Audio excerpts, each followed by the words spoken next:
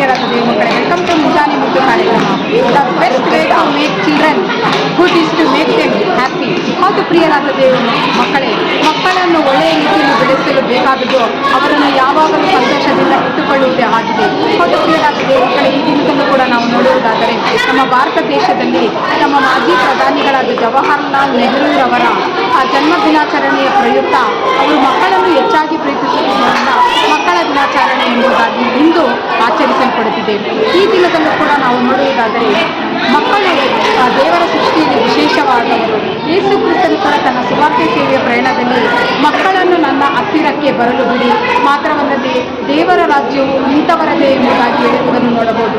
ಆತನು ಚಿಕ್ಕ ಮಕ್ಕಳನ್ನು ಆಶೀರ್ವದಿಸಿದನು, ಆತನು ಚಿಕ್ಕ ಮಕ್ಕಳನ್ನು ಪ್ರೀತಿಸಿದನು, ಚಿಕ್ಕ ಮಕ್ಕಳಿಗಾಗಿ ಕೂಡ ಆತನು ಉನ್ನತವಾದ ಆಶೀರ್ವಾದಗಳನ್ನು ಕೂಡ ಇಟ್ಟಿದ್ದಾನೆ. ಮಾತ್ರವಲ್ಲದೆ ಆತನು ತನ್ನ ಸೇವೆಯಲ್ಲಿ ವಿಶೇಷವಾಗಿ ಅನೇಕ ಚಿಕ್ಕ ಮಕ್ಕಳನ್ನು ಕೂಡ ಉಪಯೋಗಿಸಿದ್ದಾನೆ.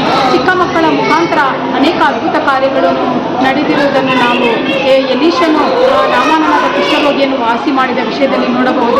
ಒಬ್ಬ ಚಿಕ್ಕ ಹುಡುಗನು ಯೇಸು ಕ್ರಿಸ್ತನಿಗೆ 5 ರೊಟ್ಟಿ 2 ಮೀನನ್ನು ಕೊಡುವಾಗ ಆತನು ಅದನ್ನು ಅದ್ಭುತವಾಗಿ 5,000 ಜನಕ್ಕಿಂತ ಹೆಚ್ಚಾದ ಜನರಿಗೆ ಪೋಷಿಸಿದ್ದನ್ನು ನೋಡಬಹುದು.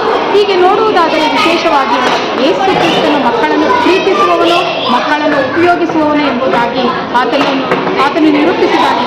ಮಾತ್ರವಲ್ಲದೆ ಈ ದಿನದಲ್ಲಿ ಮಕ್ಕಳನ್ನು ಪೋಷಿಸುತ್ತಿರುವ ಪ್ರತಿಯೊಬ್ಬ ಪೋಷಕರಿಗೆ ಆತನು ಹೇಳುವ ಒಂದು ವಾಕ್ಯ, ಜ್ಞಾನೋಕ್ತಿಗಳು 29ನೇ ಅಧ್ಯಾಯ 17ನೇ ವಾಕ್ಯದಲ್ಲಿ, ಮಗನನ್ನು ಶಿಕ್ಷಿಸು, ನಿನ್ನನ್ನು ಸುಧಾರಿಸುವನು, ಅವನೇ ನಿನ್ನ ಆತ್ಮಕ್ಕೆ ಮೃಷ್ಟಾನ್ನವಾಗುವನು. ಆದರೆ ಇತ್ತೀಚಿನ ದಿನಗಳಲ್ಲಿ ನೋಡುವುದಾದರೆ ಅತಿಯಾದ ಮುದ್ದು, ಅತಿಯಾದ ಪ್ರೀತಿಯನ್ನು ತೋರಿಸುವುದರ ಮುಖಾಂತರ ಅನೇಕ ಪೋಷಕರು ಮಕ್ಕಳನ್ನು ತಾವೇ ಇರಿಸುವವರಾಗಿದ್ದಾರೆ.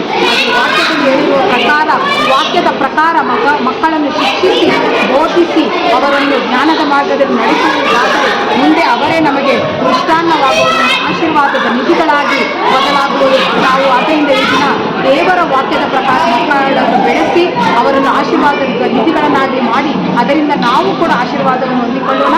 ದೇವರ ವಾಕ್ಯ ಭಾಗದ ಮೂಲಕ ನಮ್ಮನ್ನು ಆಶೀರ್ವದಿಸಲಿ. God bless you. Have a nice day.